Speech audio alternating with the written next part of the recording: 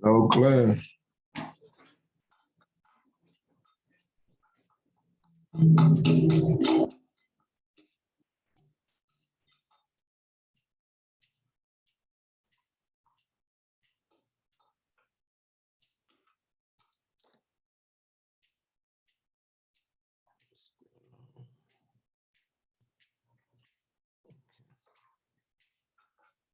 Hello, Claire. How y'all doing? Morning. Morning. All right. Somebody's full. All right. Anybody with any questions? Anybody took their tests, quizzes? Question about the quizzes, sign the roll? Anybody? All right. If not, we're gonna get started with our next chapter, which is chapter 4. All right.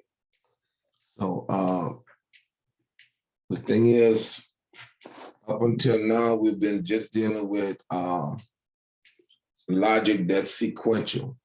Do this, do this, do this, do this, do this, perform it step by step by step from beginning to end. Now we're gonna start dealing with our logical conditions, all right, where we're dealing with if, all right. So and a good example would be like when you're driving. When you're driving on the street, once you get to an intersection, there's different possibilities, all right? Sometimes there's 3, sometimes there's 4, depending on how they make the road, it could be more. But in computer science, there's always, when you're dealing with conditions, 2 options, a true or a false, all right?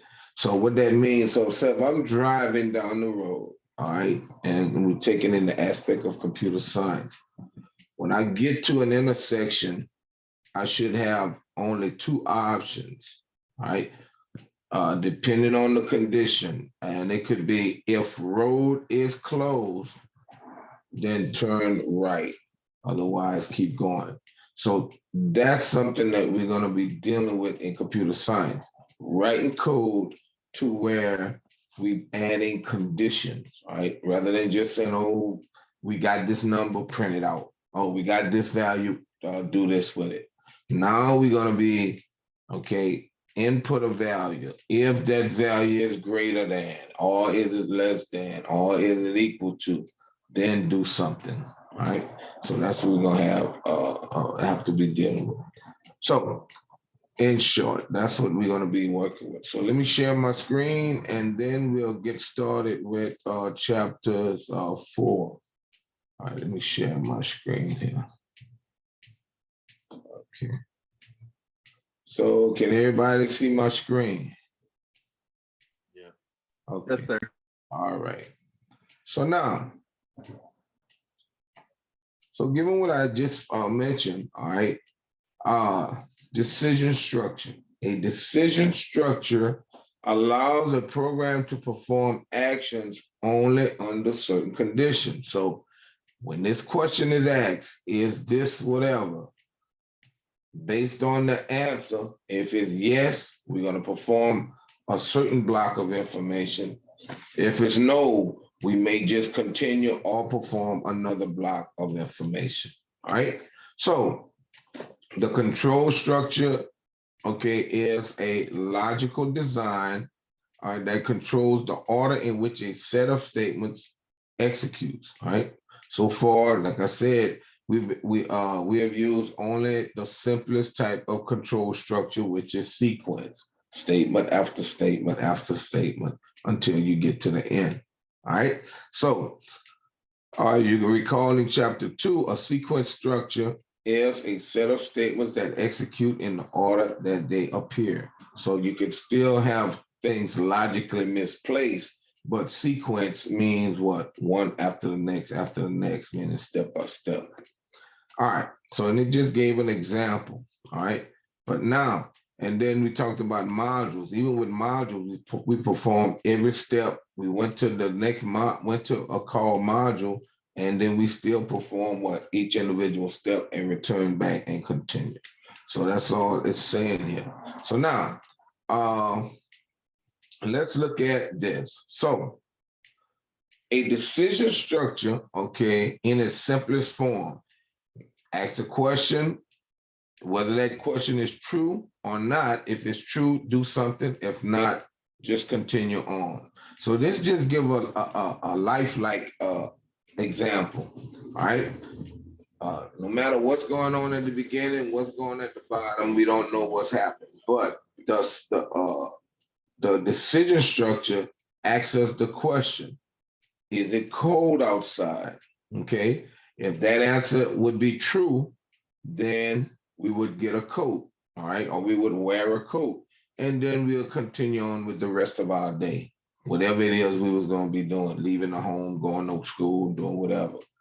But if the question was asked, is it cold outside, and it was false or no, then we wouldn't worry about getting a coat. We'll just continue on, going to school, going to work, going wherever we have to go. So that's something, an example of the sequence of not sequence, a condition. All right, a decision structure. So now, I need to move this over some more. All right. So it tells us in the flow chart, the diamond. Remember, we had the diamond shape in our flow chart symbols earlier. We never used it, or we never seen it. That was in 19, or it's a 192, which is this class. But we never really looked at it yet. But the diamond symbol indicates a condition where you're asking a question. Okay, something must be tested, and it could be anything, any type of question you ask. But then what? In order to ask that question, you have to be comparing something, all right? So you will be using our condition statements like if greater than, if less than, if equal to, if greater than or equal to, if less than or equal to, if not equal to. All right. So those are some of the logical operators we're going to be using to create our decisions. All right. So, and it just tells us what happens if it's no. If this answer yields true, we get a code. If it's not, we just continue. We don't worry about the code. So, combining structures. Okay, like you said, we had the step-by-step or the sequence structure, and now we have the decision structure, but they both can be intertwined to where I could have a series of step-by-step statements. Then I could have a decision structure, and they say if whatever, then I could have a series of sequence structures and then another decision structure. So I can intertwine them, or combine them as I need based on my scenario. All right. So you cannot use decision structures alone to create a complete program. And all that's saying is 9 times out of 10, when you're writing code, your code gonna consist of the decision structure, the sequence structure, and the forget what the other one is, the other structure, the way we're dealing with while, the loop structure. So it's gonna be a combination sometime of all three, or just the sequence, or sequence and the decision structure, right? But you will not have just a decision structure, all right? So this still talks about the flow chart, but let's look at this diagram here, all right? And this information talks about this, but I'll just explain what it was going on. So let's look at our flow chart here. So it says to start, all right? And it's showing you what? A statement. So these statements are executing in order. So that would be sequence, right? But then all of a sudden you have a if, okay, a logic question where you're asking a question, if I cold outside, then I'm gonna do something. Then I got statements that I'm performing step by step. So you see they showing you where you can have a sequence, the structure, a decision structure, and then back to a sequence structure. Right. But now All right, so it say go to the window. So that's a one step. When you get up in the morning, you might walk to the window. Then you might look outside and read the thermometer. The thermometer. Once you read the thermometer, then you're gonna decide whether what's cold for you. So in this example here, to be more concrete, and if you was writing code, you would probably ask if the temperature is, you know, or whatever, is greater than whatever, well, not greater, less than whatever, to test to see if it's cold. Because your cold might be, say, 45. My cold degrees, my cold might be 65 degrees. But in actuality, we're just asking if it's cold outside. If it's cold outside, then true, we want to get a jacket. And then we're gonna continue to what? After we put on the jacket, we're gonna open the door and we're gonna go outside. But if this was false, then what? You wouldn't need to perform any of these statements. You'll just continue on with the code and do whatever you have to do, you know, for the rest of the day. All right. So that's basically what that logic is telling you. But look here, what they're saying is, given this logic here, where you have this decision structure, once you branch off that decision condition, you can have a sequence of things that you want to do step by step. And if you look here, wear a hat, wear a coat, wear a hat, wear gloves. So those are step by step things that you can implement before you come back to the program and what? Open the door and go outside. Okay. So it's just giving you a insight of, you know, how the condition or logic is used, or the decision structure is being used. All right. So writing a decision structure in pseudocode. All right. So if we were just writing out how we was going to implement this by hand, not in our computer language, we would just say something like if, and then we'll put whatever the condition is. Like I say, temperature greater than 45. Well, not greater than, scratch that. But you can write it in that fashion, but you have to know how your logic is going to form with your true and false. But if temperature is less than 45, then what? Grab a hat, grab a coat, grab some gloves, and then you're going to finish that and then continue on with the program. Outside of this, you're going to go outside, open the door and go outside. All right. So that's an example of just writing a pseudocode for the logic we was talking about. Now, the Boolean expressions and relational operators. When we talked about the operators, which would equal, less than, greater than, not equal to, less than or equal to, greater than or equal to. All right. And I think equal to. So we'll see, and I'll show you some code. All right. So what it's saying is all programming languages, no matter what programming language you're going to learn, allows you to create expressions that can be evaluated as either true or false, because you're going to have some test conditions eventually when you're writing code in different languages. All right. So these are called Boolean expressions. All right. So what happens is when a compiler evaluates something that you say, if X is greater than Y, the system really returns a 1 or a 0, 1 being true, 0 being false. So that's why I say a Boolean expression, because it's going to only return a 1 or 2 answers, a 0 or 1. All right. Yes or no, true or false, on or off. All right. So these are called Boolean expressions, named in the honor of the English mathematician George Boole. All right. So, and it tells how he invented a system of mathematics in which the abstract concept of true and false can be used in computations. All right. Now, the condition then is tested by an if-then statement. Now, Typically, the Boolean expression that is tested by an if-then statement is formed with a relational operator. Now, what's a relational operator?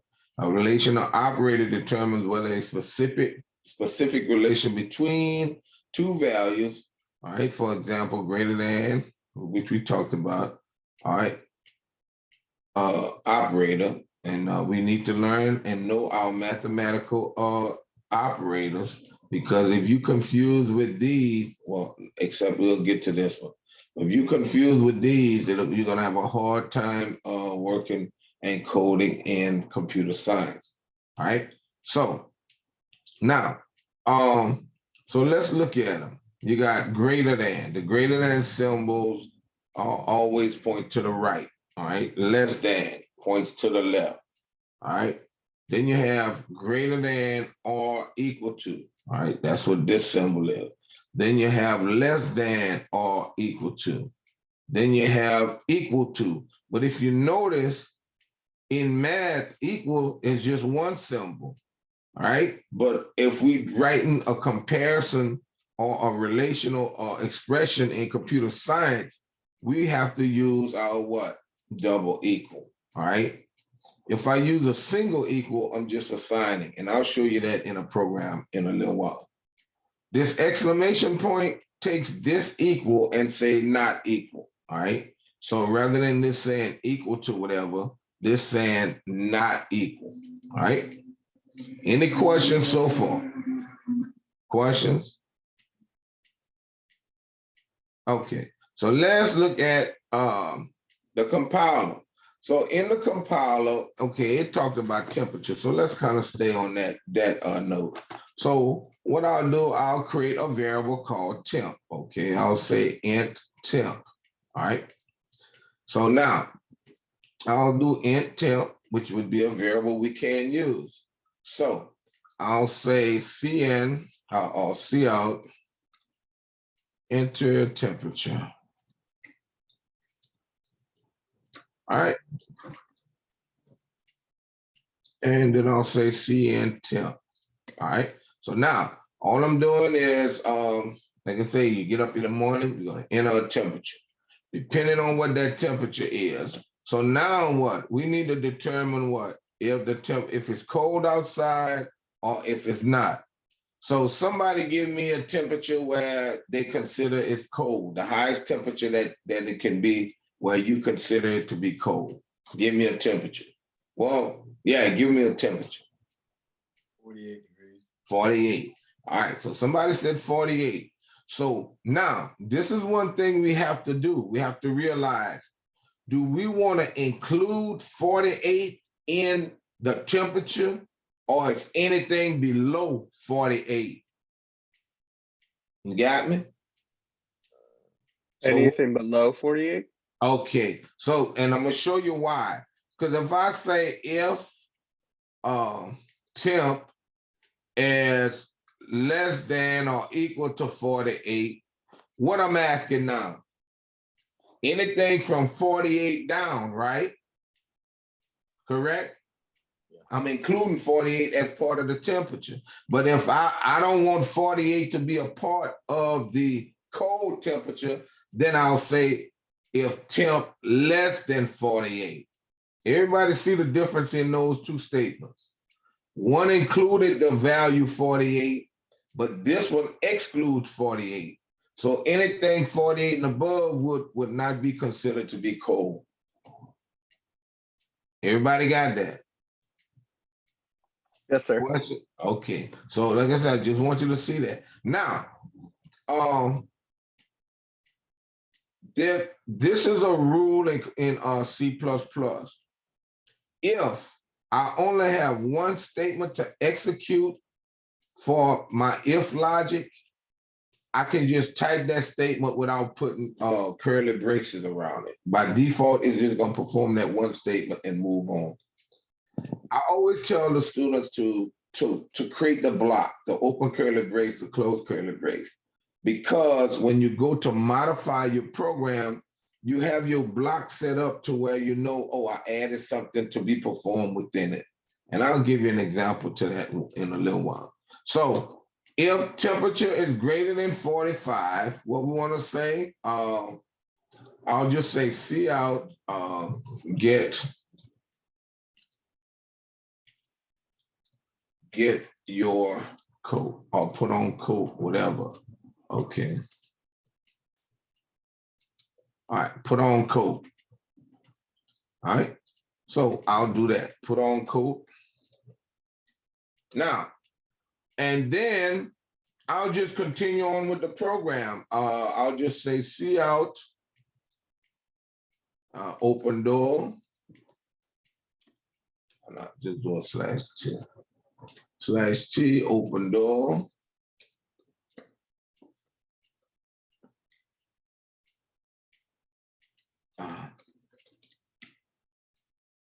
What was the other one? It was open door and whatever. I just want to put them so you can somewhat see.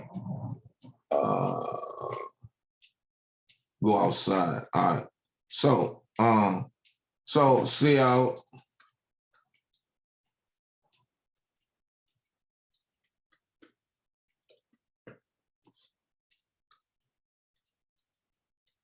All right. So looking at this code, what happens here? We're going to input a temperature, right? Depending on that temperature, if temp is anything below 48, anything less than 48, it's going to output put on a coat.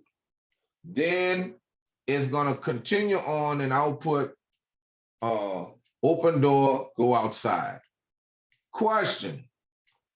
If somebody inputs 55, what's going to output?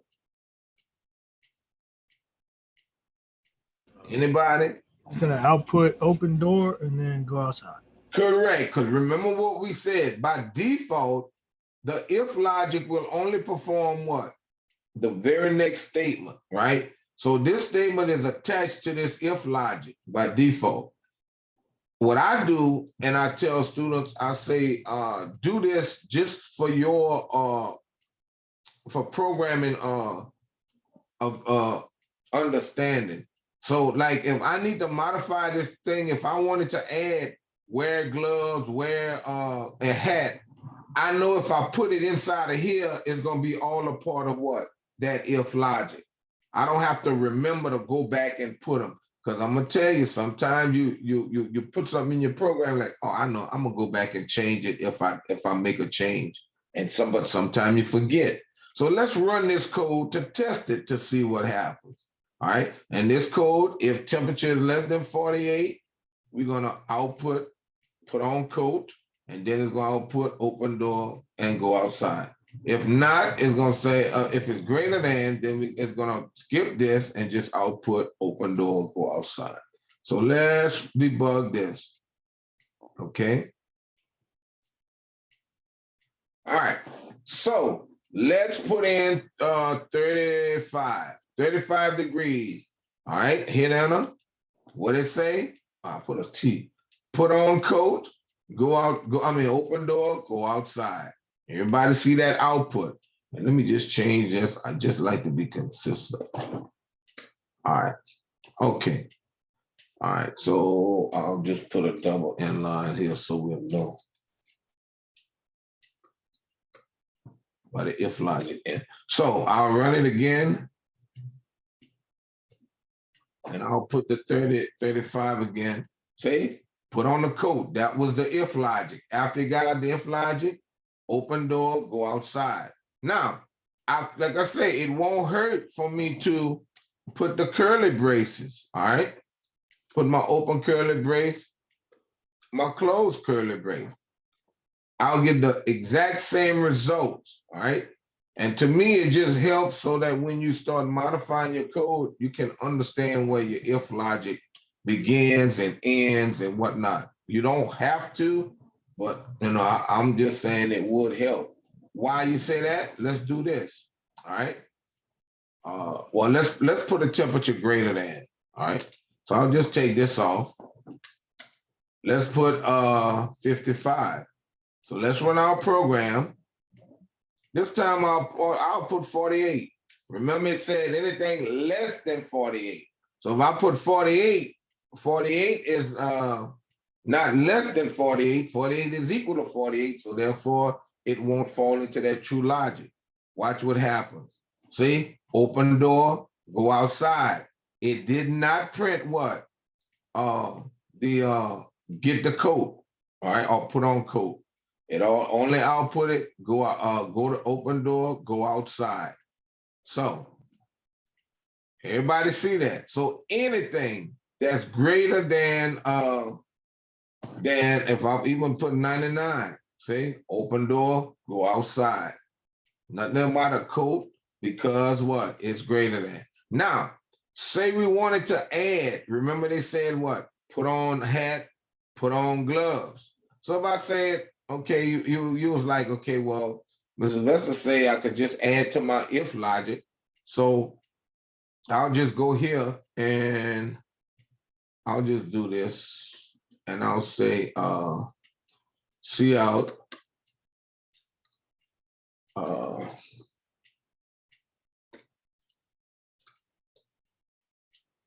put on hat, and then I'll say see out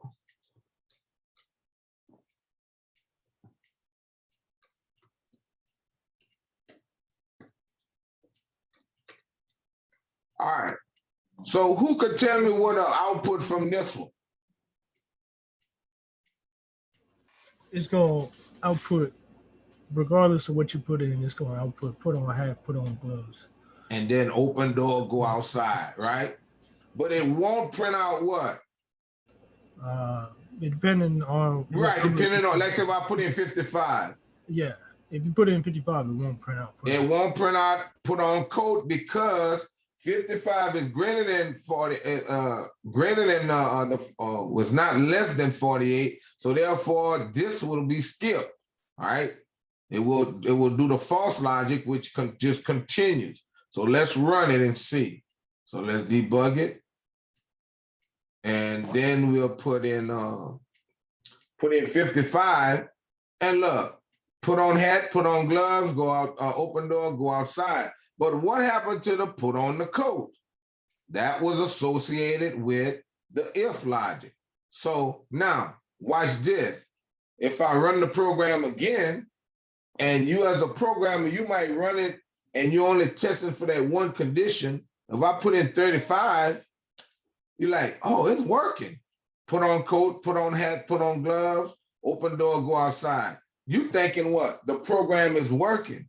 But the fact is, it's only working for what? The true logic. It's not working for the false logic. Everybody understand that? So how would I rectify this problem? Anybody? You gotta put those in the brackets, right? Correct. I would say, wait a minute. What I need to do is I need to determine what all I want to do when temperature is less than 48. I want to do this. I want to do this. And I want to do this. So therefore, I would do what? That. Now what? If temperature is less than 48, I'm going to do all this and then continue with this. But if temperature is greater than 48, I'm going to skip all of, well, it's not greater than 48. I'm going to skip all this and only do this. So see how important them brackets is when you have multiple statements that you want to execute? So let's run it and see. All right, so I'll debug it. And now I'm going to test for the true condition. So it says what? If it's less, temperature less than 48. So I'll put 47. Look, put on coat, put on hat, put on gloves. Open door, go out, open and go outside. All right. So now let's test it for the false condition. If I can keep this on the screen, let's test the false condition. Debug it. So now I'll put a temperature of 85. Open door, go outside. All right. So everybody see what happens. Everybody understand that logic. Questions? Anybody with questions? Questions? No, sir. Okay. All right. But now, look here. We have to, like I said, we have to understand our logical or relational operators, logic operators, that's and and R. We have to understand our relational operators. So greater than means anything above. Less than means anything below. Greater than or equal to, meaning from that point on. Less than or equal to from that point on. All right. Equal to. Yeah, that now I'm gonna show you about that one. Equal to, not equal to. I'm gonna open this program up and I'm gonna change it, and I want you to tell me what's gonna happen. If I do this, class, if I could tell you what I'm doing, what is this program gonna do? That means if it's equal to 48, then you'll do all the conditions. And if it's not, You'll go straight to opening door. so even if the temperature is 32, it's gonna do what? It'll open door only. It won't do the rest. Correct. So if the see, you gotta understand now we just testing for one temperature, 48. We're not testing for anything below 48, really, or anything above 48. So only when temperature is equal to 48, we're gonna put on a coat, put on a hat, and put on gloves. Everybody understand that? So see how those operators can really affect your program, and you're like, man, I don't have no errors, but my program not giving me what I need. You have syntax error. What is this? I mean, you have logical error. All right, let's debug it again. All right, so now, so I run it. I'll put 0 degrees. Look, open door, go outside. But we know really in life that's not really true, because if it's 0 degrees outside, you probably would want a hat or whatever. So the only time it's going to output, put on a coat, put on a hat, put on a glove, is when the temperature is what? Equal to 48. Put on a hat, put on a glove. All right, I mean, put on hat, put on glove, put on coat, go outside. Now, when I do something even greater than, all right, if I put in 100, see, open door, go outside. So you understand how those operators can affect your program. Okay, now I'm gonna give you this other example. Remember I told you this double equal is a relational operator, all right? It compares temp, whatever we typed in, with a value, all right? But if I use just a single equal, who could tell me how that will affect my program? Anybody?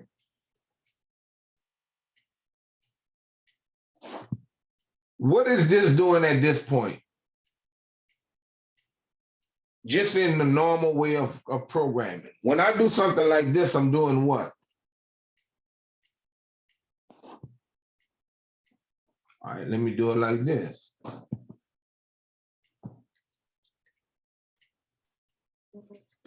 What did I do just now? What did I just do? Anybody? Hello, class? What is this statement doing? It's setting temp as 4. It's assigning temp to equal 4, right? Correct? You're right. But so what am I doing here?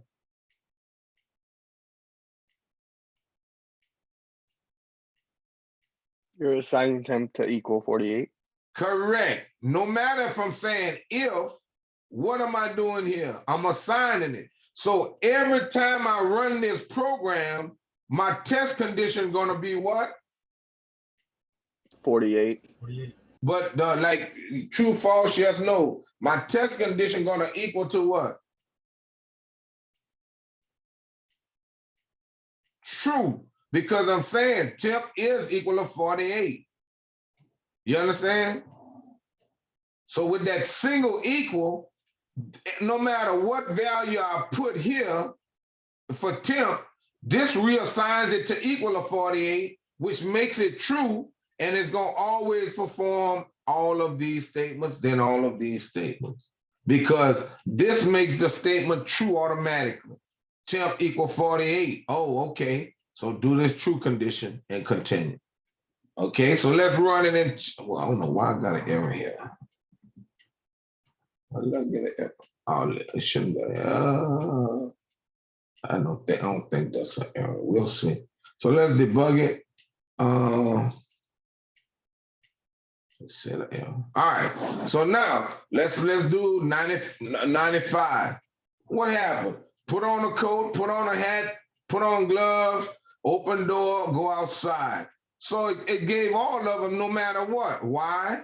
Because I inputted 95 here, but then I reset this to 48. So temp is equal to 48, which saying I want to make this statement temp equal 48, which makes it true, and it performs this. So let's run it again and see what happens. I'll put 0. It still give me put on hat, put on a glove, put on coat, put on hat, put on glove, open door, go outside. All right. So what I'm doing, I'm making this thing true every time I execute it. All right. Let me take this out. All right. So now, you always, if you want to test something to be equal, you'll put that equal sign, double equal, which is the relational operator. All right. Now, if you do something like this, that's an exclamation point. That says if temp not equal 48. So now all of a sudden, what will my program do if I put in 55? It will tell you put on coat, put on hat, put on gloves. Correct, because 55 is not equal to 48. If I put in 47. It will do it again, same thing. Because 47 is not equal to 48. So it's only looking for 48. I mean, yeah, scratch that. So any value that's not equal to 48, it will perform all of this and then this and then this. But if temperature is equal to 48, it's going to skip this and only print this. All right. So let's run it and see. All right. So I could put in any value other than 48, and it's going to give me all of the outputs. All right. So then I'm gonna run it again. I'm gonna put in 30 or something. Okay. Run it. I'll put in 23. Still give me that. Only when I put in 48. Oh man. All right, if I put in 48, now you understand? See, it's not, okay, if temp not equal 48, okay, it is equal to 48. So I gotta skip this and then perform this and this. Anybody with any questions?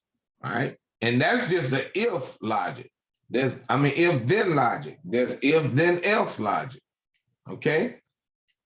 So everybody somewhat understands what's going on so far with the if logic, all right?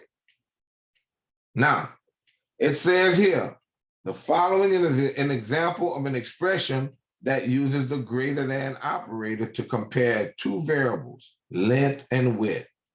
Okay, this would say if length is greater than, the greater than symbol points to the right.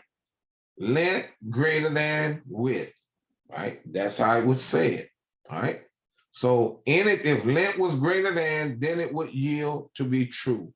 If length was less than, it would yield to be false, which would be return 0. All right. Looking at this. This says if y is greater than, x greater than y. This says if x less than y. This says if x is greater than or equal to y. This says if x is less than or equal to y. This asking if x is equal to y. And this if x is not equal to y. All right. So you see how you would ask the different questions by using those the expressions. And like I say, they all will have different meanings. Like X greater than Y, that's anything above X. If X was 5 and Y was 5, would this hold true or false? It would hold false. False. Because 5 greater than 5, that's false. 5 is equal to 5, but it's not greater than 5. So you understand how we have to understand our math expression so that we can know how to write our code in computer science. Because that'll work in any code, any type of language. You have to understand those operators so that you can write that code. All right. So it says the greater than or equal and the greater than or equal and the less than or equal. So what happens is it's allowing you to compare something whether it's greater than or equal, but also less than or equal. And what? All of a sudden now you could check between what? A particular range. All right. So, but then we'd have to use the and or. So we never gotten to that yet, but let's look at this so far. It says two of the operators greater than or equal to and less than or equal to test for more than one relationship. The greater than or equal to operator determines whether the operand on the left is greater than or equal to the operand on the right. So it's going to check everything if it's greater than or equal. So take that if it's greater than or equal to 5. So 5 and beyond, it'll test for all those values. All right. So and that's what it's saying. And we use that greater than in our example. Again, assume that, well, let's see where it was. It was here. All right. For example, assuming that 4 is, A is 4, B is 6, and C is 4. Both of the expressions, B greater than or equal to A and A greater than or equal to C are true. The expression A greater than or equal to 5 is false because 5, what I say? A is 4. 4 is not greater than or equal to 5. All right. Now, and so that's all it's doing is giving those values and then allowing you to determine just the way we did. But look here, that equal sign, but you have to use what? The double equal. When you're doing a comparison, you use the double equal. All right. The equal operator determines whether the operand on the left side is equal to the operand on the right. If both operands have the same value, the expression holds true. Only if it's the same for the equal. All right. So it says assuming that A is 4 and the expression A equals 4. That would be what? True. 4 equal to 4. All right. So, but then this would be false. 4 equal to 2. Nope. That will be false. All right. So, but it says in this book, we use 2 equal characters, all right, as the equal. Not in this book, even in C++, because that's the way it works. All right. That's the valid operator. All right. So equal to characters as the equal to operators to avoid confusion with the assignment operator. But no, C++ use it as a rule with the 1 equal character, all right? Because 1 equal character is assigning, 2 is comparing, all right? Several programming languages, most notably Java, Python, C, and C++ also follow this practice, all right? So this is just a note. When programming in a language that uses the equal as the equal to operator, take care not to confuse this operator with the assignment operator. Because I'm telling you, what'll happen, you write your code and you assigning a value to a variable and you think you're comparing and your programming won't be giving you the results that you are looking for. And it can make your program very, very confusing to debug. All right. So just make a note of that when you're comparing 2 equals. When you're assigning 1 equal. You know, that's just something they're gonna have to stick in your head. You know, just make sure you know, keep it in your head. Now, the not operator. The not operator is the not equal to operator. It determines whether or not, and then you got to look at the exclamation point. That's not. Anytime you see that, you might see not in the file, not whatever. That exclamation point is not. Anytime you see it, use it as the not. If it's not in double quotes. All right. Now, so it is the not operator. It determines whether the operand on the left side is not equal to the operand on its right, which is the opposite of what? Your equal comparison. All right. So as before, assume that A is 4, B is 6, and C is 4. Both A not equal to B, 4 is not equal to 6, and B not equal to C, 6 is not equal to 4. Those are true. But you can't say make A not equal to C true, because 4 is equal to 4. So that would be false. All right. So you got to understand that. And sometimes I tell my students that in the South, many times, depending on where you grow up and stuff, we use double negatives in our speech. But when you're going to start writing code in computer science, you're going to have to kind of get out that habit, especially when you're writing code, because you will get very, very confused. Because what? 2 negatives is what? A positive. So you gotta be mindful of that. Just be mindful of that. So now it says let's look at the following example. If sales, whatever sales is, it could have been something inputted, something computed, whatever, but that's a variable that's holding a value. If sales is greater than 50,000, not equal to, but what? Greater than. So if the sales was 50,000, you would skip all this and just continue with the program.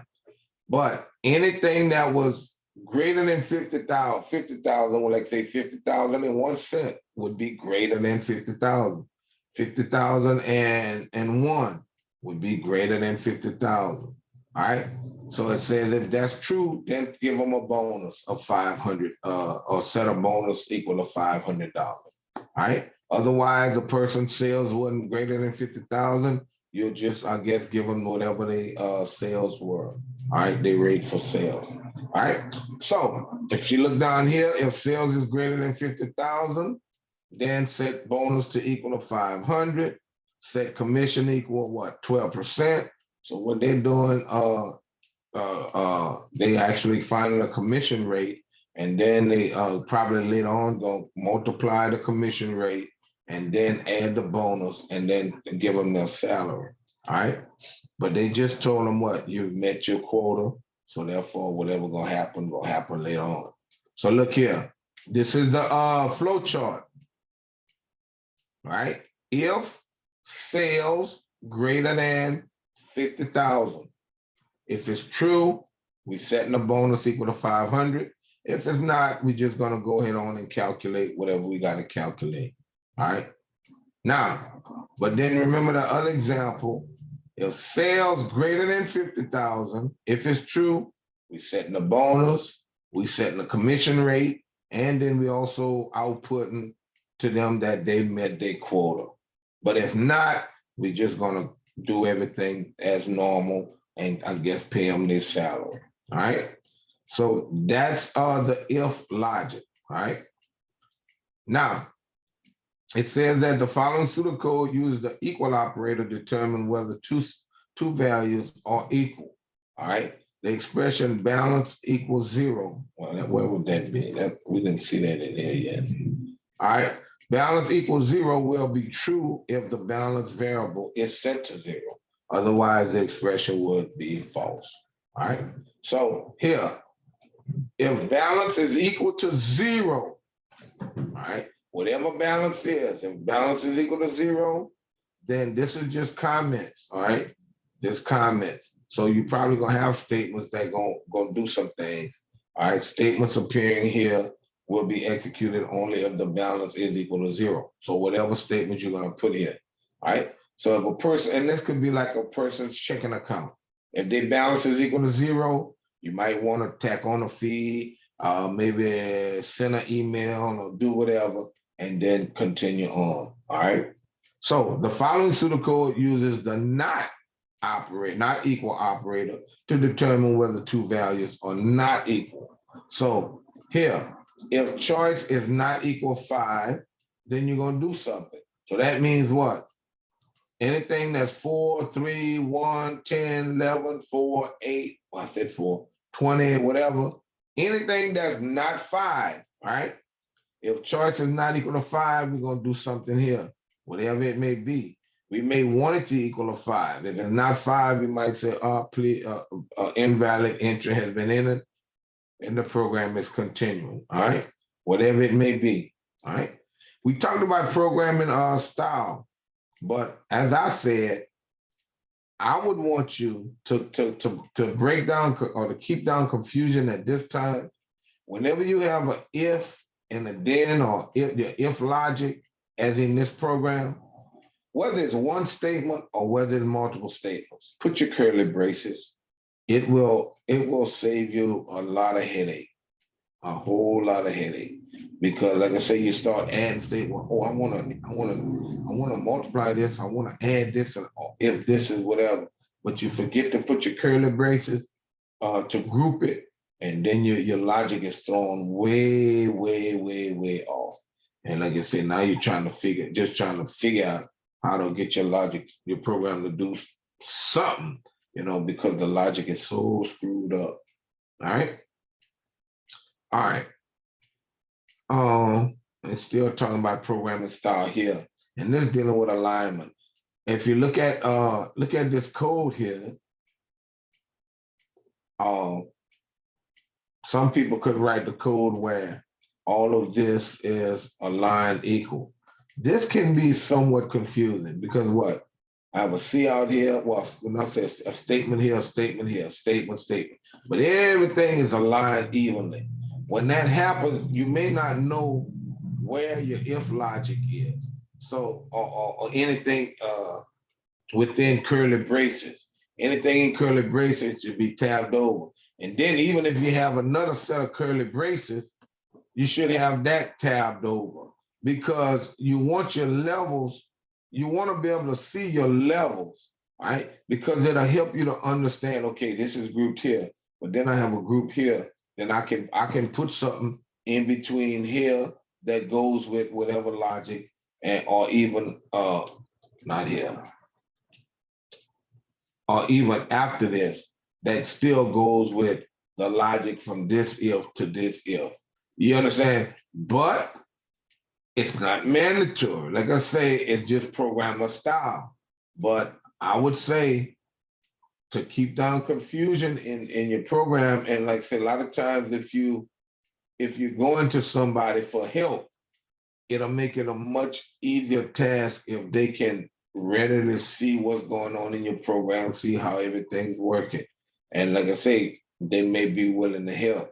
But if your program just have everything all jumbled and whatever, a person might not even want to help you because they have to do so much to try to understand what you've written to go back and try to tell you what's wrong with it. Okay, but that's just programmer style. Because will your program work without being indented? Yes, it will. Will it work without being spaced out? Yes, it will. But doing those things will help your program to be more readable by yourself and others. All right. So let's go here. All right. Dual alternatives decision structures. Now, what that means is all of a sudden, the first structure we saw only had to do something if it was true. If it was false, it just was continuing the program. But we know we can also do something where if it's true, do this, but if it's false, do something else.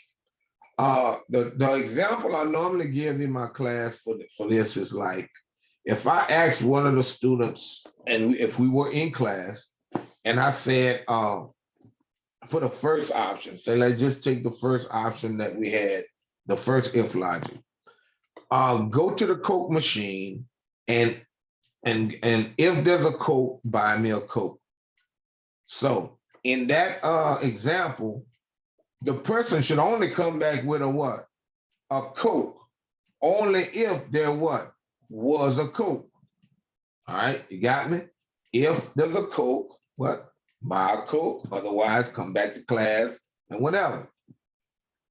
This new logic here gives you alternatives. Example, I could tell that same person, go to the Coke machine and buy me a Coke. But if there's no Coke, buy me a Sprite.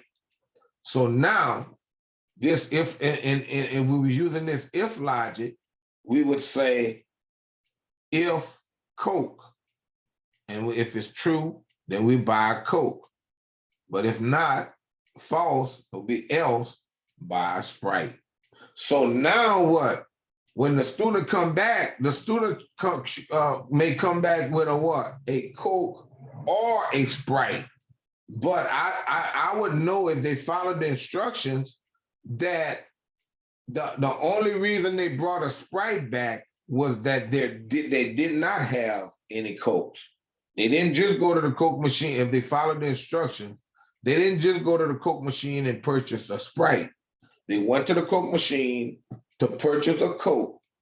They either tried to press whatever and it said it was out, or it said it was out. So therefore they chose the Sprite. So you understand the difference in the two. So now let's look at it. The decision structure in the flow chart tests the condition temperature less than 40. If the temperature, if this condition is true, the statement displays a little cold, isn't that? All right. Now it will display that. So now if the condition is false, the statement displays or display nice weather we're having. Okay. Now in the pseudocode, look at this. It's a little different. Remember the first if that we did previously with the wearing of the code, it was just if the condition, then do something. That was it. But all of a sudden now we added else. So that means what? If the conditions is true, do this, else it's going to be false, do this. So let's go to our program and let's see. So if we look at this and we change this back to temperature less than 48. So if temperature is less than 48, we're gonna print out, put on a coat, put on a hat, put on a glove. But then with the new setup, we'll have an else, and then we can have some output here. So if the temperature is greater, then I can do something like see out.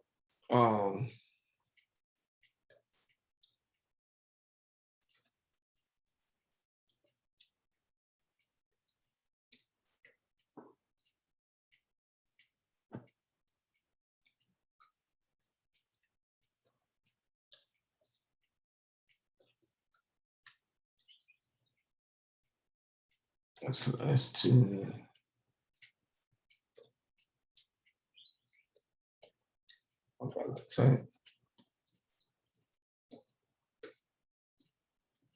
All right, whatever. So I have these two statements. So what?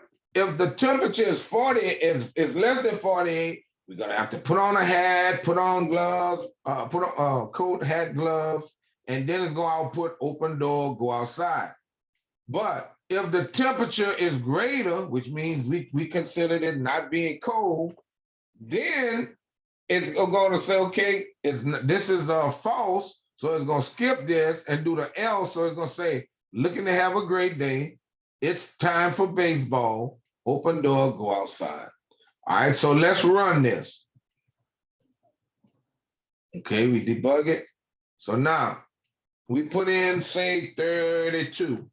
We put in 32, we hit enter, put on a coat, put on a hat, put on gloves, open the door, go outside. It did not print what? Looking to have a great day. It's time for baseball. So now let's put in a temperature that's greater, that's 48 or greater. So if we go here and we go to debug, and I'll put 55 degrees. See here, looking to have a great day. That's the false logic. It's time for baseball. Open door, go outside. All right. So everybody saw what happens. What happens when you have an if condition and then an else. All right. So this if, then do this. If it's not else, do this. But then what? After I do all that, just continue on with the program. Okay. Questions? Anybody with questions? All right. So example here. If temperature is less than 40, display it's a little cold, isn't it? If not, nice weather we're having. So basically the kind of same thing I did, but I had what? Multiple statements in my my if, my true and my false logic. But what we said, by default, it will only execute that very next statement.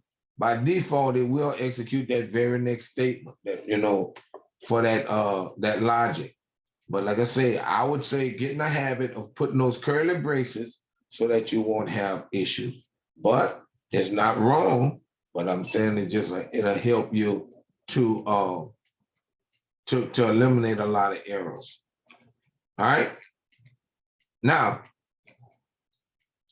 comparing strings. Now, comparing strings is kind of, how would I say, it's a little different from numbers in that what happens is it compares the first character with the first character of the first of the two strings, the second character with the second character, third character with the third character, on and on, right? So looking at this example, well, let's read. We don't have to, but let's read through. Most programming languages allow you to compare strings. This allows you to create decision structures that test the value of a string. All right. You saw in the preceding example how numbers can be compared. Most programming languages allow you to compare strings. Okay. For example, look at the following pseudocode. I'm declaring one string to be of name, or the variable name one to be Mary. The second string name two to be Mark. So now I'm asking the question, if name one, what equal? So now I'm comparing to see if name one is equal to name two. So how does it actually check it? M, that's cool. A, that's cool. R, that's cool. But Y and K, oh, they're not equal. All right. So that's basically what happens when it compares strings. So if name one is equal to name two, then display names are the same. Else, display names are not the same. All right. And I'll write that little code for you in a little while. All right. And normally that's how they check passwords, right? Check a string compared to a string that's in a database somewhere. If those two strings match, then your password match. Check your login ID, same thing. Check that string in the data table, then compare it to the name, the login name that you gave. If it match, then it goes on through the logic. All right. So let's do a comparison. All right. So let's go back to our program. And what I'll do here, I'll say I'll have to add string, pound include my string. And I'll use the variables that they use in the book, string name one, and I'll say name two. All right. All right. Well, I'll give them the values. All right. Give it Mary. All right, and mark. All right, so it's going to compare these names. So now I could say, and I'm just changing this.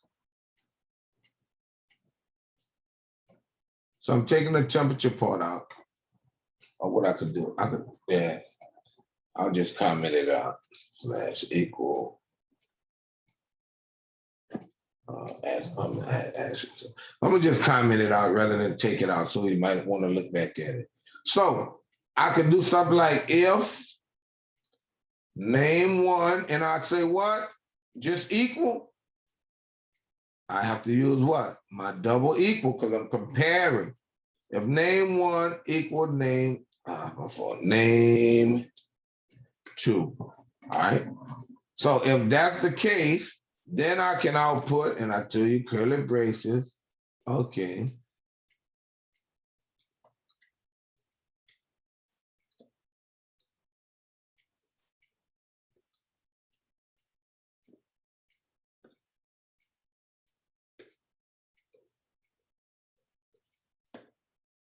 Names are equal. Like I said, that's a different output than they have in the book, but it don't matter. It don't matter. All right. Else.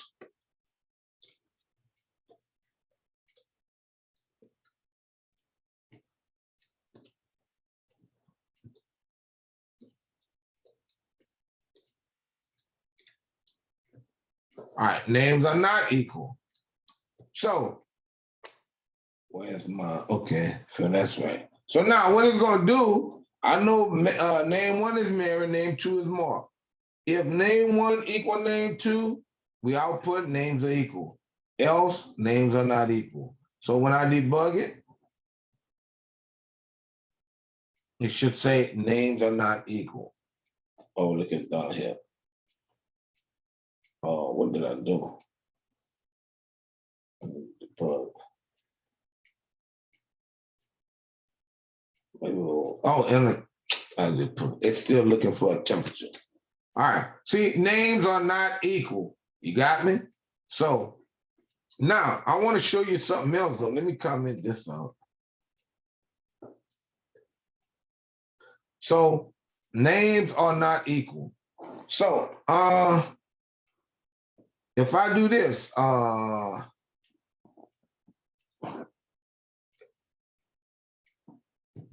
class, would the names be equal?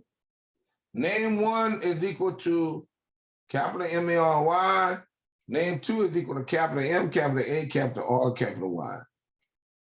Would they be equal, class? No. No, because C++, everything is what? Case sensitive, correct? Now, remember the ASCII table. Remember the uppercase A and the lowercase a what? Had different values.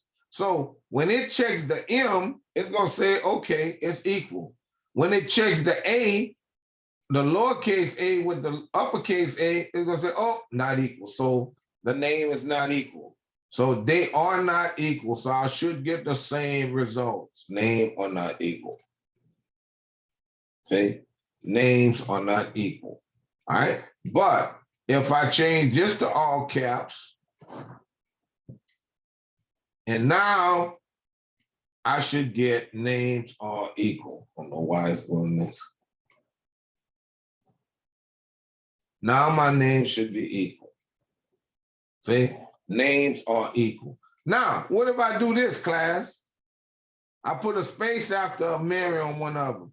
Are the names equal? Hello? Would this be equal to this? Anybody? No. It may, huh? No, not with the space. Correct. Because number one, if you look at this one is 5 characters long. This one is 6 characters long. So it's going to be comparing each one of those characters. When they get to that extra character, they'll say, oh no, one don't have one, so it's not equal. Now, why would the computer say that this string has 6 characters? I'm looking for one, well, not one. It's a 2-word answer.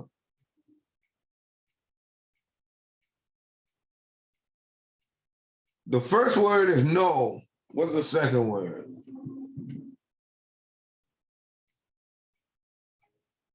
We talked about string, I think we talked about string data. With string data, the computer will automatically add a what? Null terminator at the end of that string. So that's why you see 1, 2, 3, 4, but the computer automatically adds the \0, which is the null terminator. Here you have 1, 2, 3, 4, 5, but the computer automatically adds the \0 to the end for the null terminator. So that's why these two are different, and also this size is 5 and this size of that string is 6. All right, so there's a difference. So like I said, the only time it'd be the same if we had something like this. All right, and we could read in input to type in the names and could compare them the same way we're doing it this way. We just declared the value. All right, so that's basically what that did. All right, and look, this just gives you pseudocode where prompt the user to enter a password. They type in a value. That could be a name. All right, you type in the password. Then let's see, where did they input 2 passwords? Enter password, input password. Determine what password. Oh, now they're asking if password is equal to Prospero. All right. If it's not equal to Prospero, then what is invalid? So this could be a variable that they assign that value to, or it could be something retrieved from a database, but they just use a what? An actual string to say if that password that they typed in is not this, it's invalid. All right. But if it is the same, then what? Password is accepted. All right. So that's all they did with that. Other string comparisons. Now it says, in addition to determining whether strings are equal or not equal, many languages allow you to determine whether one string is greater than or less than another. Remember, we said what? Lowercase letters will be greater than uppercase letters because of what? The ASCII table. And that's what they're talking about down there. So this is useful. This is a useful compatibility because programmers commonly need to design programs that what? Sort strings in order. So what? So now you need to know what? Which is greater than the other. So, and if you look here, the uppercase letters A through Z, all right, are represented by the ASCII value 65 through 90. All right. Remember, we talked about that. Well, this is the decimal value, 65 through 90. All right. The lowercase a's, though, A through Z, are represented by the numbers 97 through 122. Okay. So when the digits 0 through 9 are stored in memory as characters, they are represented by the numbers 48 and through 57. So they put in the system using from the ASCII table their decimal value. Okay, so that's what happens. And then, like I said, it can compare to see which is greater and which is less and whatnot. All right. So in addition to establishing a set of numeric codes to repeat characters in memory, the ASCII also established the order of characters. Okay, the character A comes before B, comes before C, comes before D, on and on and on. All right. So because you got what? 66, 65, 66, 67, 68, 69. So on and on and on and on. So if we look at this, if A, the lowercase a, is greater than B, it's less than B, that would be true. All right. That would be true. All right. So let's test it. Because what? This would be 97, A would be 97, and B would be 98. All right. So A would be less than B. So that's just like going in here and just saying A and B. So now we'll say if name one, which is A, it's less than B. So if A is less than B, I could put here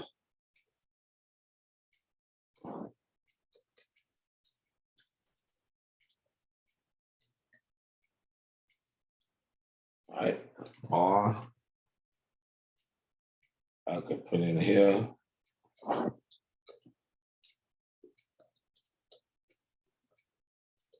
All right, so no B is greater than A. So if A is less than B, if that's true, we want to do this. But if A is not less than B, then say no, B is greater than A. So when we debug this, see, yes, A is less than B.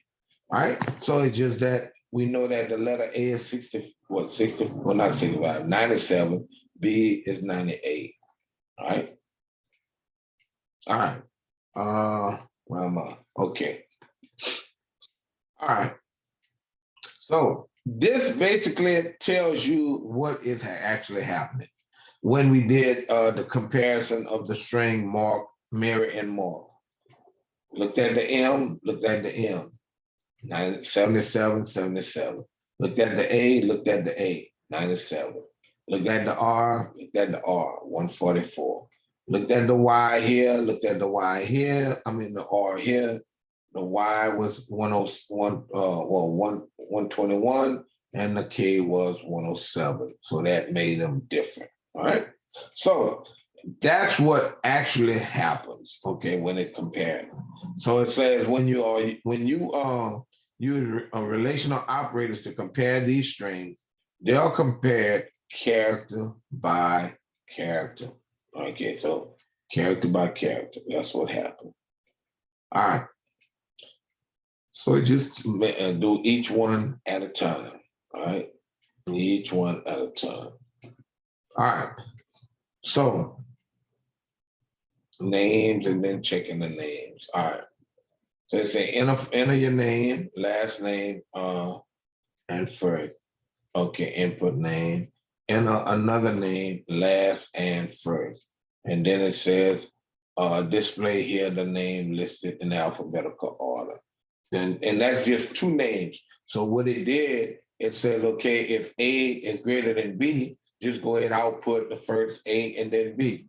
But if not, if B would be greater than A, output B and then output A. That's all this little simple code did. But that just checking what? Two comparisons, two names. Because if I had 10 names, I'd have to go through that step. And it's some logic that can have to be written so you can test to see if you did a switch or swap. And once you swap them into the right place, then you stop. All right. But you don't have to worry about that now. All I want you to understand is the if else logic. All right. If X is greater than Y, do something. But if it's not, do something else. All right. And then continue on with the program. All right. Now, if you understand all of that, now what you can have is loops within loop, not loops, my fault. You can have an if nested within an if. So I can ask the question, if X is greater than Y, okay, if that holds true, now I want to ask if Y is greater than 5. So see how complex your program can get depending on the scenario by all these if logics, right? Because what? In your everyday life, you have a lot of ifs and thens and whatever, or if then else. You don't think of it like that, but that's how it is. Just simply getting up and going to your car. You get to your car, then you start it. Oh, if I don't have enough gas, I got to go to the gas station. Got to put gas. Oh, if I don't have any cash, I have to use my debit card. Oh, if that road closed, I need to find an alternative. So our daily lives deal with a lot of if, else, or if then else's, but we don't look at it like that. We just look at it as living, you know? So, and if you can kind of understand that and apply it to this, it'll make it a little better to understand when you start writing code and understanding what it is you need to do to accomplish a task. All right. So to test more than so sit on that just to talk about nested decisions. To test more than one condition, a decision structure can be nested inside another structure. So all of a sudden now what? Rather than me just testing to see if something is something and doing something and continuing, I'm testing to see if something is whatever. Then if that's true, then I want to test to see if some other condition is true. Then maybe test another condition until I get to where I want and then do whatever. All right. It's almost like saying when you apply for something, they'll say, okay, if your age is greater than 18 and your income is greater than or equal to whatever, and or your zip code is whatever. So see how you can have all them different conditions that must be met. If this is this, if age is this, if income is this, if my zip code is this. So you have all these ifs to get down to, okay, everything is valid. So therefore now we can process whatever. All right. So sometimes that has to happen when you're writing code. All right. So so let's look at this. It says in this paragraph, for example, consider a program that determines whether a bank customer qualifies for a loan. All right. So to qualify for a loan, sometimes it might be one criteria, sometimes it might be two, sometimes it could be more. You know what I'm saying? Oh, are you employed? Okay. Are you making above whatever? Okay. Are you then two, not even just are you employed? Once they ask, are you employed? Have you been employed for more than so many years? So same scenario. We as programmers, we have to write that code in order for people to be able to use it. So to qualify, two conditions exist. Now, this is only in this scenario. We know that in real life, like I say, it could be a scenario where you have multiple conditions that have to be met. All right, but we're just using the scenario that they have in the book. So it says two conditions must be met. Number one, the customer must earn at least $30,000 a year. So what? Your salary, your yearly salary should be $30,000 or more. Now, see, in reading that, if you look at it, the customer must earn at least. So what that mean? That don't mean, now if they'd say the customer need to earn more than 30,000, then you would do an exclusion where you would say yearly income greater than 30,000. But they say at least. So what? That includes the 30,000. So your if condition would be if yearly salary is greater than or equal to 30,000. So see how reading those instructions, you have to kind of determine what it is they're saying. And sometimes one little word can change change everything that you have to write in that particular logic. So you got to read it carefully. So it says at least. So 30 is the least. So that's a part that's going to be included. So if yearly salary is 30,000 or greater, all right, but now that's not the only condition need to be met. So if that holds true, if a person makes 30,000 or more, then we need to check to see if they say the customer must have been employed at his or her current job for at least 2 years. So if employment is greater than or equal to, because what they're saying here, they must be employed for at least 2 years. So 2 years or greater, right? So if employment is greater than or equal to 2, then now you do what? Process the loan or tell them they qualify at least to get the loan. All right. So those are the conditions. And it goes on to tell you some more things. But look here. What? Based on what was read, salary greater than or equal to 30. But then based on what was read for the number of years for the job, greater than or equal to 2. But like I say, some words could have changed in here, and it could have said, here where it say a customer must earn more than $30,000 per year. All of a sudden, what? It's not 30, it's not 30,000 not included, so it would be greater than 30,000. And see here, if they would have said that a person must be employed for more than 2 years, then all of a sudden what? Greater than 2.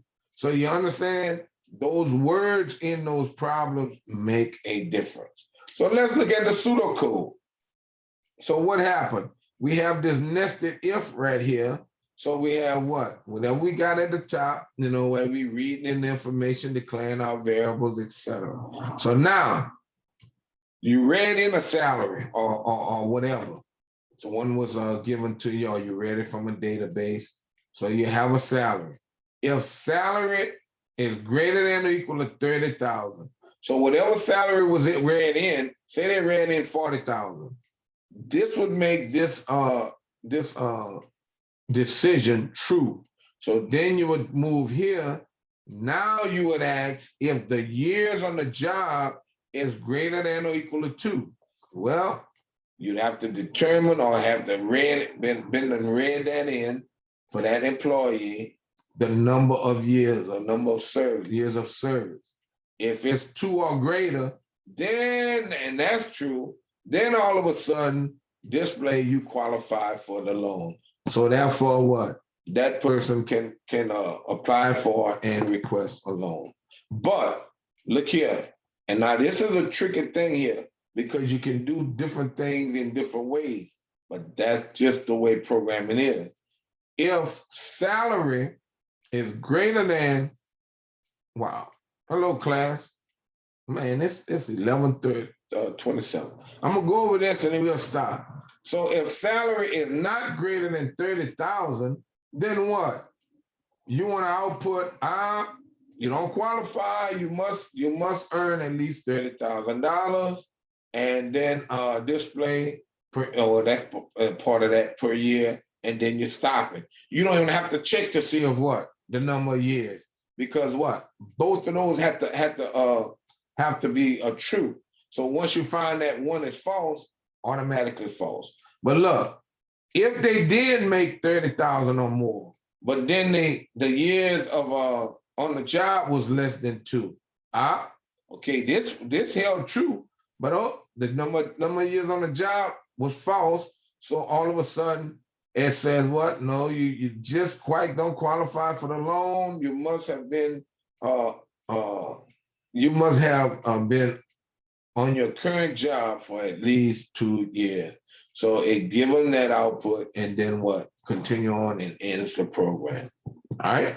So that's what that logic is showing. So class, we'll pick up on our if logic on next class period. I think I'm gonna assign, I think it's 2 programs. I'm gonna assign those programs. And like I said, I'll see you on next class period, because it's almost 11:30 and I'm steady talking. Y'all not saying nothing that Mr. Sylvester, hey, you went over nothing. So let me try to get this thing over here. All right. So any questions? Anybody with any questions? No, sir. All right. So I'll see y'all on next class period. Look at Canvas for the assignments that I'm gonna post. All right. Okay. And I'll see y'all on next class period. You have a good one. Thank you, Professor. All right. Y'all have a good one.